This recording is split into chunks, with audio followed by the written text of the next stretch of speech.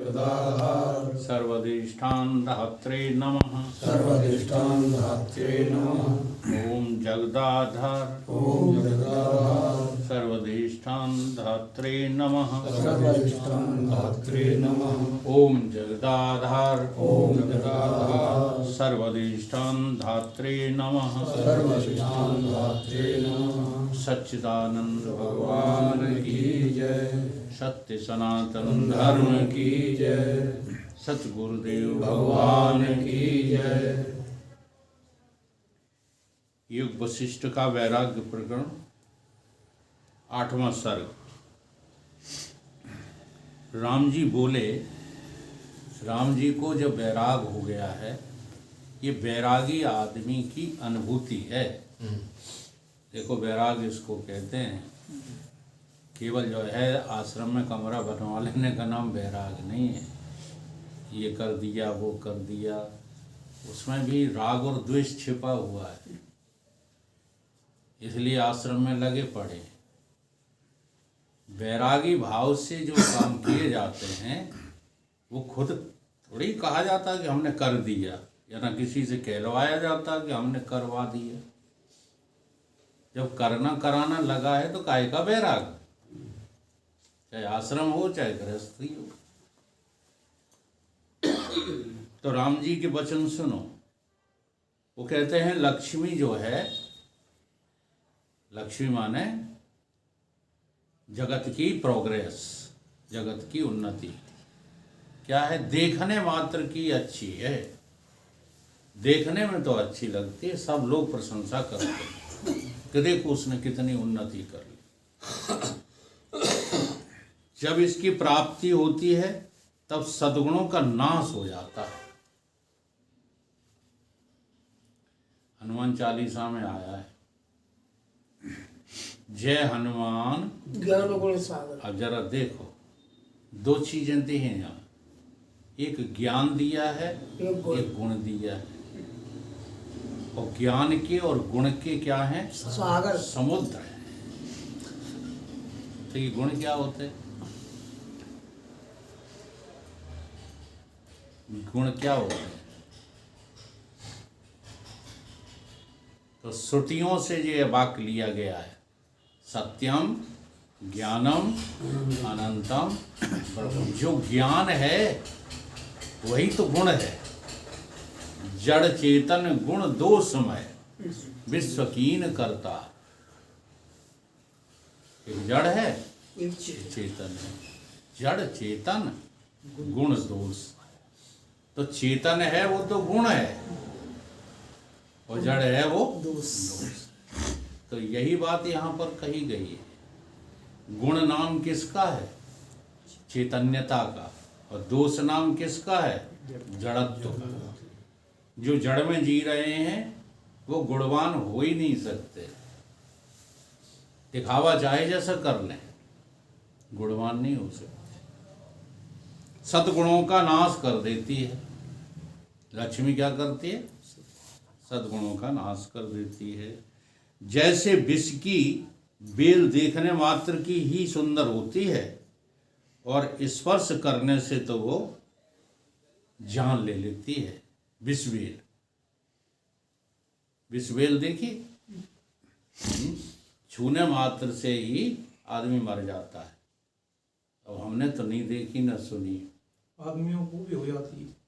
Bell नहीं, वो विषबेल नहीं, एक प्लांट होता है, एक पौधा होता है विषबेल का, उसकी बात कर रहे हैं। उसके छूने मात्र से ही जो है जीव जंतु खत्म हो जाते हैं। जो प्राणी ले लेते, जो होते जो प्राणी ले लेते हैं।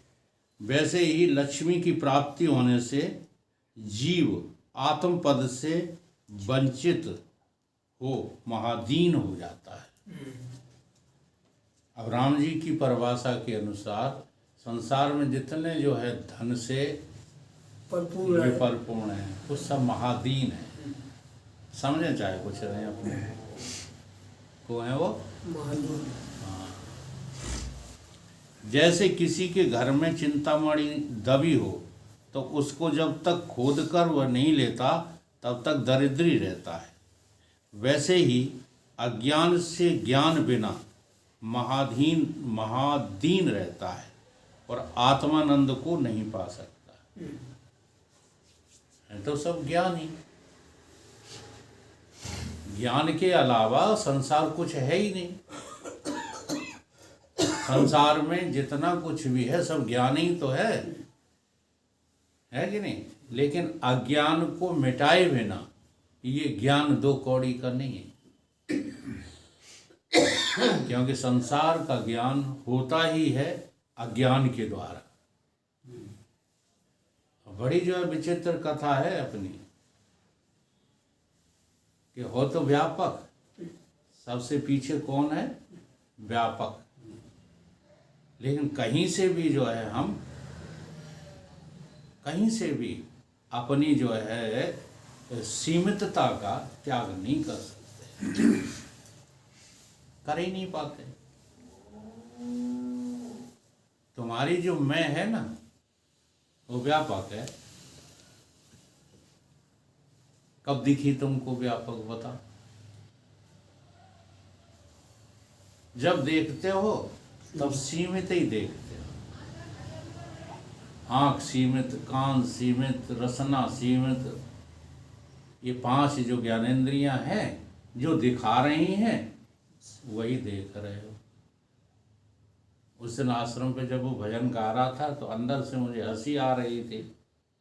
पथिक जी का भजन है, इसीलिए तो थोड़ा सा हम उस पर बोले थे, लेकिन गहराई से फिर भी नहीं लिया मैंने, क्योंकि वहाँ जो बैठी थी माताएं बहनें गहराई से बोलने लगते तो किसी के कुछ पल्ले नहीं पड़ता। कौन सा भजन था?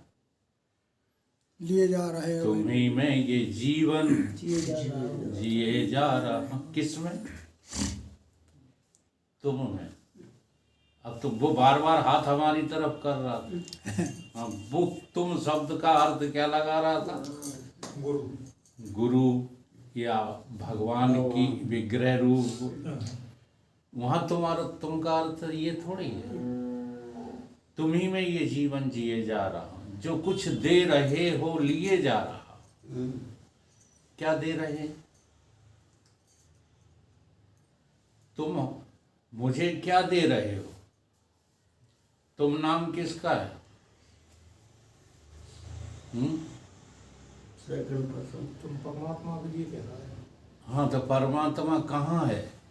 अब देखो, तुम ही में ये जीवन जिए जा रहा है। ये जो जीवन है मेरा, अधूरा जीवन है जो मेरा, सीमित वाला जीवन है जो मेरा, वो मैं किस में जी रहा हूँ? असीम में। तो वो असीम कहाँ है? हमारे भीतर ही है या बाहर कहीं लटक रहा है 7वें आसमान पे?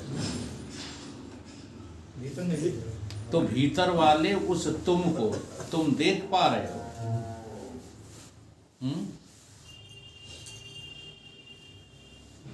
महाराज जी का एक भक्ति के ऊपर प्रवचन है, वो ये कहते हैं आग लगाओ ज्ञान को। आओ आग लगाओ जो है तमाम साधनाओं को। तुम सामने देखो, तुम्हें सामने क्या दिख रहा है भाग्यवान वही जो भगवान को चाहे या देखे। एक ही बात है भाग्यवान वही जो भगवान को चाहे और विद्वान हो कि नित्य विद्वान को चाहे। सामने तुम्हें जो दिख रहा है वो तुम्हारा भगवान है या कोई रिश्तेदार है? सीमित है या तुम उसको असीम देख रहे हो? उसी पर एक जो है संत ने ये दामोदर सुनाते रहते, तुम सामने हो, मैं सिजदा कर, तो लुप्त हो सिजदा करने का। तुम सामने हो, अब सामने कौन है? हैं? सामने आपके कौन है? को है हम? भगवान का है 3.5 हाथ का आदमी। गुरु भगवान देखना बड़ा कठिन है। सोई गुरु देखना सोई भगवान देखना बहुत कठिन काम है। कहने में आ जाता है, बुरा नहीं मानो, कहने में तो आ जाता है। सामने हम गुरु को देखते हैं, गुरु को कहाँ देखते हो तुम? अपनी वासना को देखते हो। तू सामने हो, मैं सिजदा करूं तो लुप्त हो सिजदा करने का। तू और कहीं, मैं और कहीं, ये नाम की सिजदा कौन करे? अब यहाँ पर भी तुम गलत अर्थ लगा लेते हो। नाम की सिजदा का अर्थ क्या है? ये नाम की सिजदा कौन करे? नाम की सिजदा का अर्थ क्या है? नाम और नामी अलग अलग देख रहे हैं। ये अर्थ है ही नहीं। यहाँ जो है नाम की सिजदा का अर्थ है बेवकूफ बनाना दुनिया को। ये नाम मात्र के लिए हाथ जोड़े फिरते, आरती कर रहे, घंटनियाँ बजा रहे। ये नाम की सिजदा कौन करे? कब? जब सामने ब्रह्म खड़ा हो। हाँ? इसी को गीता में कहा है, समम सर्वेषु भूतेषु तिष्ठन्तं परमेश्वरम्। ये सामने तुम्हें कौन दिख रहा है? अब देखो, सामने भगवान दिख रहा है। कोई भी काम कर रहे हो आप, कोई भी काम कर रहे हो, घर का, बाहर का, दुकान का, मकान का, हाँ, बिजनेस का, सामने कौन दिख रहा है मुझे? बोलो, सामने कौन दिख रहा है? ये भक्त ऐसे ही हुए हैं, जो भी भक्त हुए हैं ऐसे ही हुए हैं। सामने कौन दिख रहा है? मान लो आप दुकानदार हैं, सामने कौन दिख रहा है? भगवान दिख रहा है? ग्राहक दिखता है। ग्राहक दिखता है। हाँ। और भगवान दिख जाए तो वो तो लिखे रहता है। ग्राहक मेरा देवता। तू सामने हो, तू सामने हो, मैं सिजदा करूं तो लुप्त है सिजदा करने का। बड़ी गहरी बातें हैं, इनको गाते रहते हैं, समझते कुछ नहीं। अगर सामने भगवान दिख गया, ठीक है, गई दुकान, गई ग्राहकी, अब चली गई तो कुछ नुकसान हो गया। ग्राहकी चली गई। जैसे गुरुदेव भगवान, क्या नाम था, गुरु नानक देव जी के दुकान पर ग्राहक गया, प्रभु दिख गया, तेरा तुझको अर्पण, तेरा ही पगाड़िया। हाँ, प्रभु दिख गए, बस लुटा दिया सब कुछ प्रभु को, तो नुकसान हो गया, पूरी दुकान लुटा दी।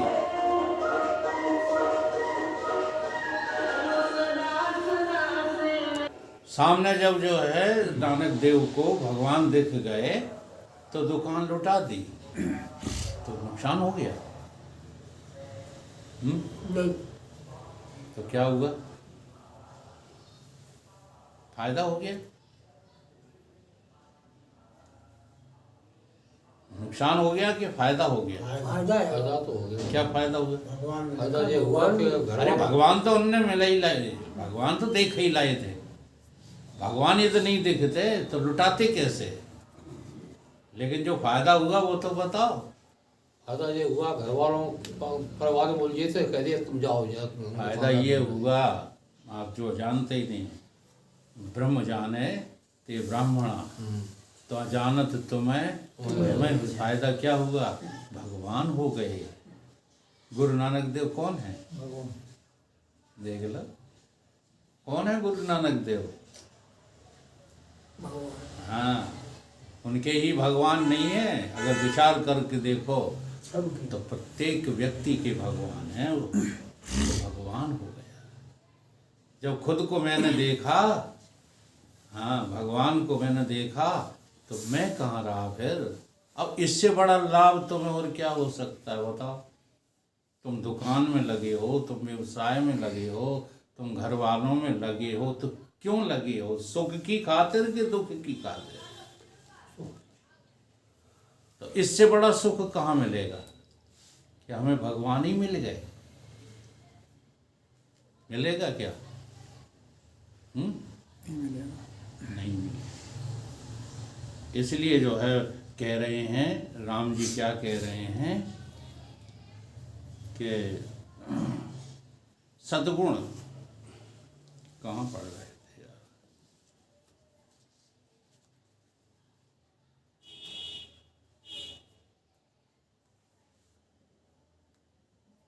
जैसे किसी के घर में चिंतामणि दबी हो तो वह उनको जब तक खोद कर वह नहीं लेता तब तक दरिद्री ही बना रहता है।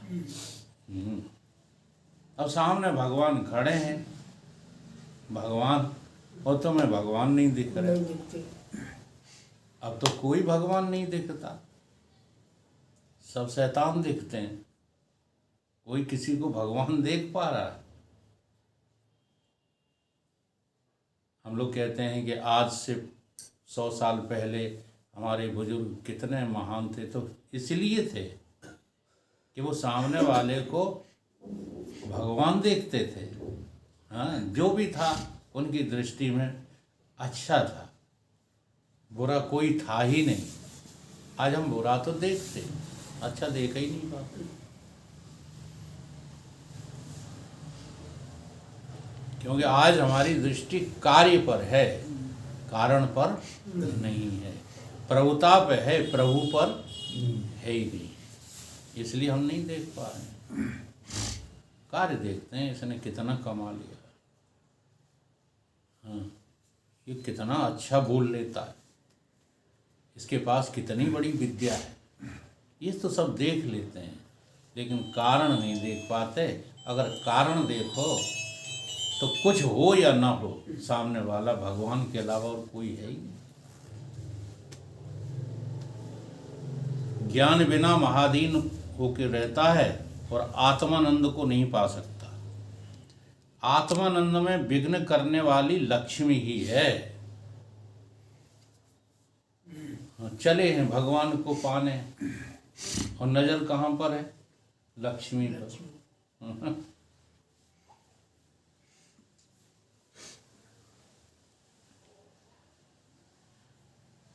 विघ्न करने वाली लक्ष्मी है। इसकी प्राप्ति से जीव अंधा हो जाता है। जितने भी जो है धन पाने में लगे हैं, ये आंख वाले हैं कि अंधे हैं? कमाल है, कह सब देते हो कि अंधे हैं, और अंधापना छोड़ना कोई चाहता नहीं। लगे सब उसी में हो।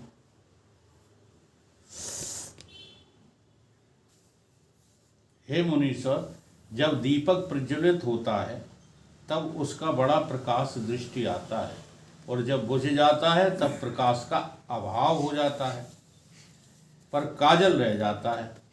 वैसे ही जब लक्ष्मी की प्राप्ति होती है तो बड़े भोगवाती है, बहुत ऊंचा उठा देती है, और तृष्णा रूपी काजल उससे उपजता रहता है, और लक्ष्मी का अभाव हो जाता है।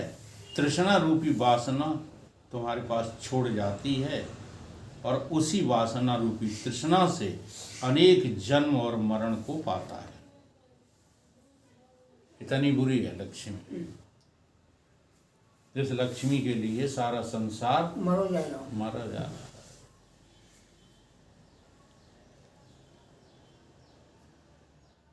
एक जो है किस्सा देहाती है, सभी लोग जानते हो उस किस्से को। गांव पड़ी डकैती, खूब पिटे लोग, डकैतों के द्वारा खूब लठ पड़े। और उसमें गांव में एक हमसगाती रहता था जिसके पास कुछ था ही नहीं। सवेरे आज जब सिसोदिया ने कही कि आपका जो है पेड फोन नंबर क्या है, हम चक्कर में पड़ गए। हमने कि ये क्या होता है भैया, उन्हें बताओ ये होता क्या है।